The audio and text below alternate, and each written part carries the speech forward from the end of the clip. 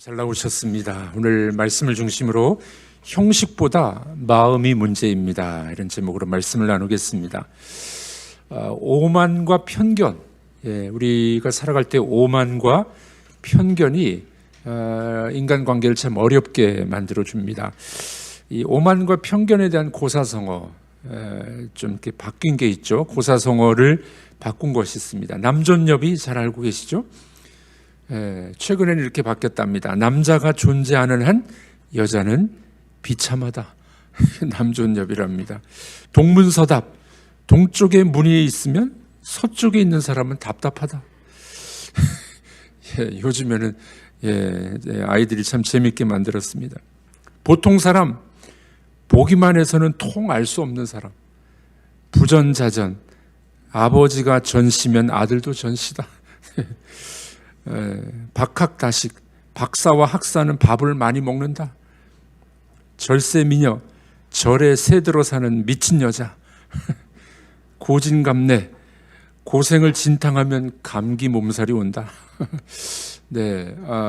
고사성어인데 잘못된 이야기들이죠. 오만과 편견 있으면은 고사성어조차도 이 내용을 바꿉니다. 편견과 고정관념이 있으면은 이 사람의 태도가 오만해집니다. 동화 작가 6명이 편견이라는 책을 냈는데 여성, 장애인, 세터민, 많이 배우지 못한 사람, 예쁘지 않은 사람, 국제가족에 대한 편견을 주제로 동화를 만들었습니다. 엄마는 예언자라는 글을 쓴 김진이라는 사람이 이런 이야기합니다. 뇌성마비 장애인 은별이 엄마가 나오는데 이 아들이 이 은별이 엄마가 걸을 때마다 흔들리라고 놀렸다고 합니다. 그런데 은별이 엄마는 아주 따뜻한 마음을 갖고 있는 그런 사람이었다고 합니다. 만수 아저씨의 꿈, 박민호 씨가 지었는데 이 초등학교만 졸업한 이 만수 아저씨가 전통공예대전에서 대상을 받았습니다. 그러니까 이제 겉으로만 봐서 사람을 오해하거나 편견을 갖고는 안 된다는 이야기죠. 세터민 석철이 고정욱 씨가 썼는데 이 북에서 내려온 세터민 석철이를 아이들이 많이 놀렸답니다. 교실에 뱀이 나타났는데 다 놀라 자빠져 가지고 도망갔는데 이 석철이가 뱀을 잡았더라. 이 북한에서 내려왔다고 놀렸는데 그 아이가 아이들을 구해준 거죠. 이 책의 마지막에 이렇게 쓰였습니다. 편견을 넘어서 사랑으로 더불어 사는 세상을 위한 바른 가치관 이야기, 이렇게 적고 있습니다. 우리 신앙생활에 있어서도 이 편견은 비신앙적인 겁니다.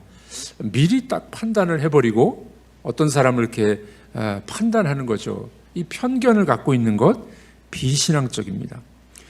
우리가 오만과 편견을 버리고 어떻게 하면 마음을 정결하게 할 수가 있겠습니까? 오늘 본문에 보면은 형식보다는 마음이 중요하다. 형식보다는 마음을 정결케 하는 것이 중요하다라고 예수님이 말씀하고 계십니다. 자, 그러면 어떻게 우리의 마음을 정결하게 할 수가 있을까요? 오늘 본문에 이 전통을 중요시 여기는 바리새인 서기관들이 나오죠. 이 서기관들은 주로 이렇게 이 성경을 필사하는 사람들이죠. 예전에는 인쇄술이 발달하지 않았기 때문에 이 성경을 필사하는 사람들이 있습니다. 참 중요한 사람들인데 서기관의 문제점들은 뭐냐면은 이 성경을 베껴 쓰기만 하면 이게 편견을 갖게 되고 교만하게 돼요. 그러나 이 성경 말씀을 경험하고 또 하나님의 말씀을 이렇게 보는 사람들, 선지자들이죠. 선지자들은 이상과 꿈을 본 거예요. 하나님을 경험한 겁니다. 그 선지자들은 이 가슴이 뜨겁다고 합니다. 우리 성경 필사할 때 좀 조심해야 됩니다. 내가 성경 1권 필사했어, 2권 했어, 3권 했어, 필사했고 내가 성경을 몇 번 읽었다. 그것도 중요하지만 여러분들 이 필사만 하고 읽기만 하면 문제가 뭐냐면은 교만해져요. 내가 성경 몇 번 읽었다, 내가 성경을 몇 번 썼다. 중요한 거지만 잘못하면은 교만해진다는 겁니다. 그런데 선지자들은 하나님을 경험한 거예요. 말씀을 경험하고, 하나님의 꿈과 비전을 보고 그런 사람들은 가슴이 뜨거워져요. 그래서 이 토저라는 신학자 목회자는 그런 이야기합니다. 이 서기관도 중요하지만 더 중요한 것은 선지자다. 하나님을 경험하고 체험하고 가슴이 뜨거워지는 사람이 필요하다. 그런 이야기를 합니다. 자, 그러다 보니까 이 서기관들이 참 중요한 역할이었는데 이 서기관들이 그만 교만하고 편견을 갖게 됐던 겁니다. 제자들을 비판하죠. 예수님의 제자들 중에서 배가 고프니까 손을 씻지도 않고 음식을 먹었습니다. 어떻게 비판하나요? 2절 말씀 읽어보겠습니다. 당신의 제자들이 어찌하여 장로들의 전통을 범하나이까? 떡 먹을 때에 손을 씻지 아니하나이다. 네, 이 사람들의 전통은 음식을 먹기 전에 손을 씻는 것이었습니다. 아무리 배가 고파도 옷을 걷어올려서 손목까지 씻었다고 합니다. 또 시장에 갔다 오면 반드시 샤워를 해야만 음식을 먹었습니다. 손뿐만이 아니라 잔과 주발과 녹그릇까지 다 씻어야만 했던 것이었습니다. 이게 이제 이 위생적으로도 필요했지만 생활화된 종교의식이었었습니다. 아캅이라는 율법 교사가 있었는데 옥에 갇혔습니다. 그런데 이제 이 감옥에서 먹으라고 주는 물, 뭐 얼마 안 되겠죠. 먹으라고 주는 물을 마시지 않고 손을 씻는데, 몸을 씻는데 썼어요. 그러다가 갈증으로 죽었답니다. 이 사람들이 얼마나 이 종교 의식, 형식을 중요시 여기는 사람이었겠습니까? 왜 그들이 열심히 손을 씻었을까요? 이스라엘은 사막지대 아니겠습니까? 바람이 많고 건조하고 먼지가 많이 날립니다. 그래서 몸을 씻어야만 합니다. 레위기 11장에 보면은 정결한 몸으로 하나님을 섬기자라고 말하죠. 네, 그러니까 이들은 이제 처음에는 아주 좋은 정신이에요. 말씀을 지키려고 손과 발과 몸을 씻었습니다. 그런데 이게 이제 형식화되다 보니까 어떻게 됩니까? 이게 문제가 됩니다. 외식하게 됐던 것이었죠. 오늘 3절입니다. 읽어보겠습니다. 대답하여 이르시되 너희는 어찌하여 너희의 전통으로 하나님의 계명을 범하느냐. 네, 처음에는 좋은 생각으로 시작했는데 갈수록 그냥 의식이 되어버린 거예요. 형식이 되어버린 겁니다. 그 자기들의 전통으로 하나님의 법을 어기게 되는 것이죠. 네, 구체적으로 예수님이 예를 들죠. 부모님께 드려야 될 것이 있는데 하나님께 드렸다. 그리고 부모님은 안 주는 거예요. 이게 고르반이라는 이야기죠. 그래서 부모에게는 주지도 않고 나 하나님께 드렸어 고르반하고 하나님께 제대로 드리지도 않고 때로는 그 종교 지도자들과 결탁을 해가지고 나눠 먹고. 자, 그러니까 이제 이 예수님이 그걸 지적하는 겁니다. 손 안 씻은 것 이거 형식보다 더 중요한 거는 네 부모를 공경하는 거야. 너희 부모를 잘 섬겨야 돼. 그 마음이 더 중요하다는 거예요. 마음이 더 중요해요. 이들은 하나님께 드렸다 하고 고르반하고 선언하면은 다른 목적으로 사용하기도 했던 것이었습니다. 자, 여러분들 이 부모를 공경하지 않는 건 몇 계명을 어긴 겁니까? 제 5계명을 어기게 된 겁니다. 네, 그들은 부모님을 섬기고 싶지 않으면 고르반하고 그냥 끝내버렸어요. 네. 하물며 반드시 갚아야 될 돈이 있는데도 불구하고 고르반, 나 하나님께 드렸어. 그러면 돈도 안 갚아도 돼. 그것이 이제 종교 지도자들의 이 잘못이라고 예수님이 지적하고 있었습니다. 혹시 돈 안 갚은 거 있으십니까? 내가 헌금하느라고 못 갚았어. 이러면 안 된다는 거예요. 하나님께 헌금하기 전에 빚진 것, 갚아야 될 것 갚으라는 겁니다. 그런 후에 종교 지도자들과 결탁해서 각기 돈을 나누어 갖기도 했다는 겁니다. 예수님이 그런 자들을 책망하고 있습니다. 자, 몇 절입니까? 우리 7절에서 9절 말씀 한번 읽어보겠습니다. 외식하는 자들아, 이사야가 너희에 관하여 잘 예언하였도다. 일러스되 이 백성이 입술로는 나를 공경하되 마음은 내게서 멀도다. 사람의 계명으로 교훈을 삼아 가르치니 나를 헛되이 경배하는도다 하였느니라 하시고. 네, 이들의 문제는 뭡니까? 외식입니다.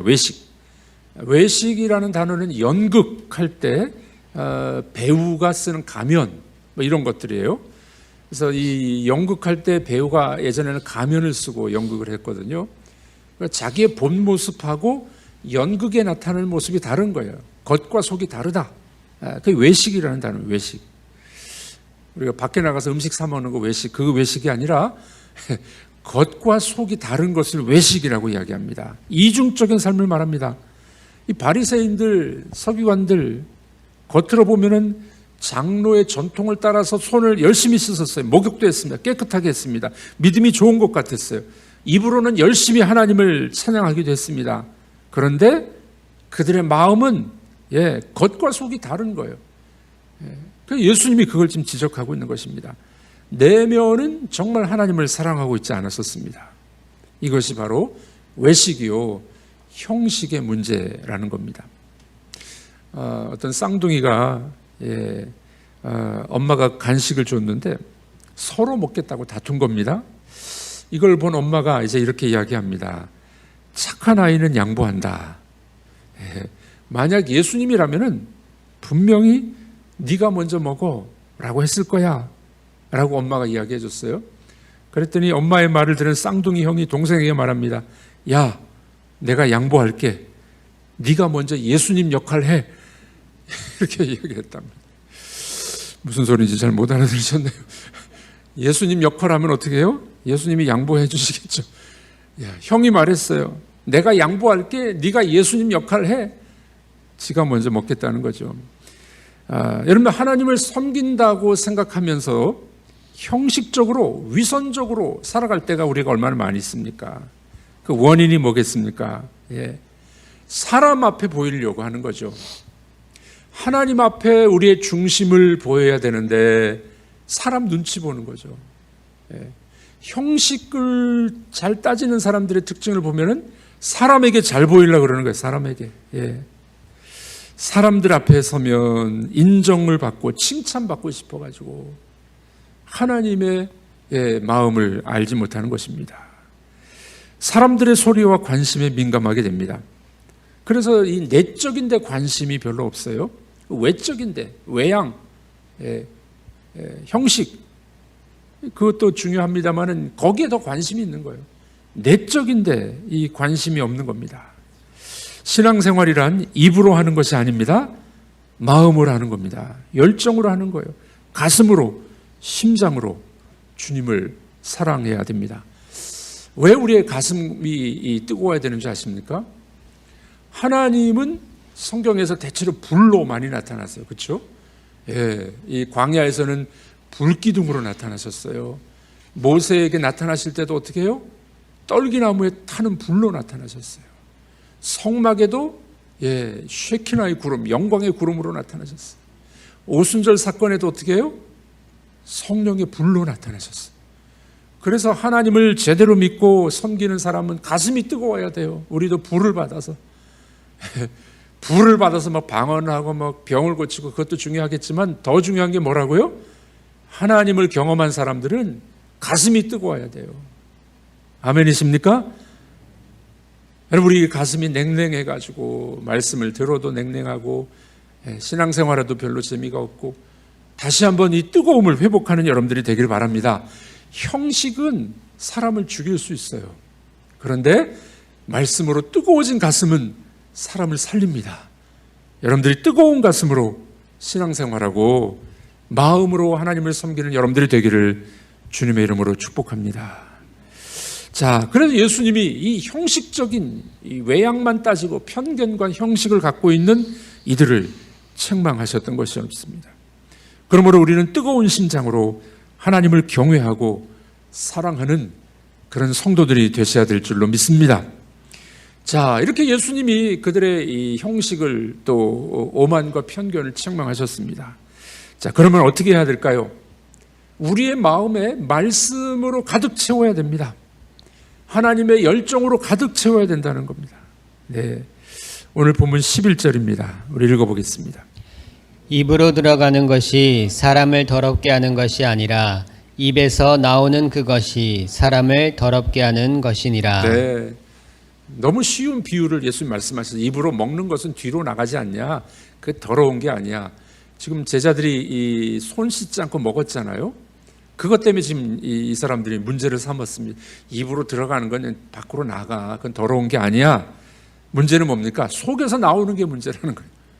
속에서 나오는 것이 음란하고 더럽고 뭐 욕하고 흉악하고 속에서 나오는 게 문제라는 겁니다. 네. 그래서 제자들이 깜짝 놀라잖아요. 주님, 이 바리새인들 자존심 건들면 안 됩니다. 우리가 핍박을 받을까 걱정이 됩니다. 예수님 뭐라고 말씀하십니까? 조금 더 개의치 않고 심은 것마다 하늘 아버지께서 심지 않은 것은 뽑힐 것이다. 이 종교 지도자들, 형식만 따지는 이 사람들 뽑힐 거야. 그렇게 말씀하고 계십니다. 자, 예수님의 말씀의 요지는 뭘까요? 먹는 것이 중요한 게 아니라 속에서 나오는 게 중요해. 그럼 속에 뭘 채워야 되겠죠? 속에서 뭐가 나와야 되겠습니까? 그러므로 우리가 우리의 마음을 지켜야 되고, 우리가 어떻게 해야 될지를 우리는 답을 찾을 수가 있습니다. 첫 번째로 속에서 나오는 게 중요하려면 어떻게 해요? 채워야 돼요. 뭐를 채워야 될까요? 말씀으로 가득가득 채워야 됩니다. 우리의 마음은 빈 항아리와 같습니다. 신앙생활은 비우는 것이 아니라 채우는 것입니다. 뭐 참선을 하는 사람들, 돌을 닦는 사람들 뭡니까? 자꾸 비운다 그러잖아요. 자꾸 비워요. 그런데 여러분들 비우기만 하면 문제가 뭔 줄 아십니까? 나쁜 것이 들어올 수 있어요. 예수님 그렇게 말씀하셨잖아요. 집을 깨끗이 청소했는데 주인이 없으면 어떻게 해요? 마귀가 한 마리 있다가 7마리가 들어오는 거예요. 비우기만 하면 안 돼요. 우리 신앙생활은 뭡니까? 비우고 난 다음에 채워야 됩니다. 뭐로 채워야 될까요? 말씀으로 채워야 됩니다. 주님으로 채워야 됩니다. 채워야 돼요. 채워야 돼. 그래서 우리 속에 말씀으로 주님으로 가득 차게 되면은 선한 것이 나오게 돼 있습니다.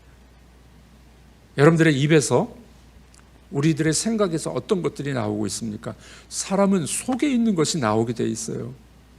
그래서 여러분들 이렇게 만나면 이렇게 부정적으로 말 많이 하시는 분들 있잖아요. 그런 분들은 자주 만나지 마십시오. 이렇게 부정적인 말을 많이 하는 사람은 속에 부정적인 게 많이 있기 때문에 그래요. 그러면 나도 이게 이 전염이 됩니다. 또 이렇게 음란한 말 하시는 분들 있잖아요. 농담 삼아서 웃으면서 이렇게 음란한 말 많이 하시는 분들 조심하셔야 됩니다. 자기 속에 있는 게 나오게 돼 있어요. 우리 신앙생활 오래 하신 분들 중에도 보면은 웃으면서 사석에서 음란한 말을 툭툭 던지는 분들이 있어요. 조심하셔야 돼요. 자기 속에 뭐가 있느냐에 따라서 뭐가 나오는지가 결정이 됩니다. 여러분, 우리들은 하나님의 말씀으로 가득 채우시길 바랍니다. 주님으로 가득 채우시길 바랍니다. 놀라운 거는요, 재물을 가득 채우고 음란한 것 가득 채우고 뭐 명예를 가득 채우면은 계속 갈증이 있어요. 갈증이 있어요. 근데 주님과 말씀으로 가득 채우면요, 가난한 것 같지만 풍요롭고 부자입니다. 여러분 아시죠? 주님으로 가득 채우시면은 풍요로운 거예요. 혹시 여러분들이 돈이 좀 없다, 아이고 나는 가난해, 나는 명예도 없어, 괜찮습니다. 주님의 말씀과 주님으로 가득 채우시길 바랍니다. 그러면 우리가 얼마나 부자가 되는지 몰라요. 그래서 우리 속에 말씀으로 가득 채워야 됩니다. 시편 119편 9절 우리 읽어보겠습니다. 청년이 무엇으로 그의 행실을 깨끗하게 하리이까? 주의 말씀만 지킬 따름이니이다. 네, 주의 말씀을 가득 채워서 말씀을 따라 살아가는 사람들이 되어야 됩니다. 자, 두 번째로 뭐를 해야 될까요? 십자가의 보혈의 능력을 덧입어야 됩니다. 죄로 부패하고 타락한 이 마음, 예수 그리스도의 십자가의 보혈로 깨끗하게 치유받아야 될 줄로 믿습니다. 세 번째로 어떻게 해야 될까요? 규칙적인 기도를 통해서 성령 충만함을 받아야 됩니다. 스펄전 목사님이 쉽지만 재미있게 이렇게 말씀하셨어요. 말씀을 읽는 것은 좋은 일이다. 예, 말씀을 읽는 건 참 좋은 일이죠. 그런데 말씀에 기도까지 더하면 더 좋은 일이다. 가장 좋은 일은 말씀과 기도 그리고 찬양까지 하면은 제일 좋은 일이다. 예, 단순하지만 중요한 이야기가 아니겠습니까? 여러분, 우리가 규칙적으로 기도하고 찬양하는 여러분들이 되기를 바랍니다. 그래서 우리 이 타락한 이 마음을 말씀으로 채우고 기도를 통해서 성령의 충만함을 받으셔야 돼요. 이 새벽에 여러분들 나오셔서 기도할 때 이런 역사가 일어나게 될 줄로 믿습니다. 하나님께서 우리에게 성령 충만을 부어주셔서 그래서 우리가 어떻게 해요? 정결하게 되고 겉과 속이 똑같고 하나님에 대한 열정과 열심이 있고 그래서 하나님이 기뻐하시는 성도가 되어야 될 줄로 믿습니다. 데이빗 브레이너드 이분은 이제 30대 초반에 일찍 죽습니다. 북미 인디언들을 위해서 전도했던 사람인데 기도를 얼마나 많이 했는지 금식을 얼마나 많이 했는지 눈이 쌓인 벌판에 나가서 무릎 꿇고 기도하는 그런 사람이었습니다. 이 데이빗 브레이너드가 이런 이야기를 했어요. 성령의 능력이 없이 영적인 일을 하려는 사람은 손가락 없는 손으로 일을 하려는 사람과 같다. 손가락이 없는 사람이 일을 어떻게 하겠습니까? 성령의 능력이 없이 일하려고 하면은 마치 손가락 없이 일하려고 하는 사람과 똑같다는 겁니다. 여러분들, 그러므로 우리가 성령을 힘입으시고 성령 충만을 구하는 여러분들이 되기를 바랍니다. 그래서 어떻게 해요? 겉과 속이 똑같고 정결하고 그 마음속에 뜨거운 열정이 있어서 주님 사랑하는 여러분들이 되기를 주님의 이름으로 축복합니다. 말씀과 십자가를 통해 성령 충만을 구하시기를 바랍니다. 그러면 마음이 정결해지고 하나님을 볼 수 있는 그런 마음이 될 줄로 믿습니다. 기도하겠습니다.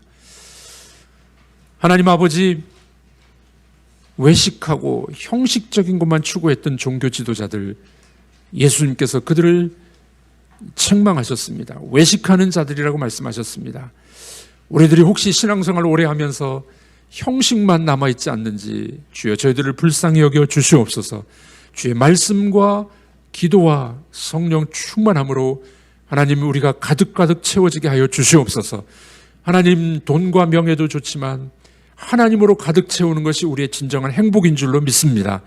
성령의 능력으로, 말씀의 능력으로 살아가는 오늘 하루가 되게 하여 주시옵소서. 예수님의 이름으로 기도하옵나이다. 아멘.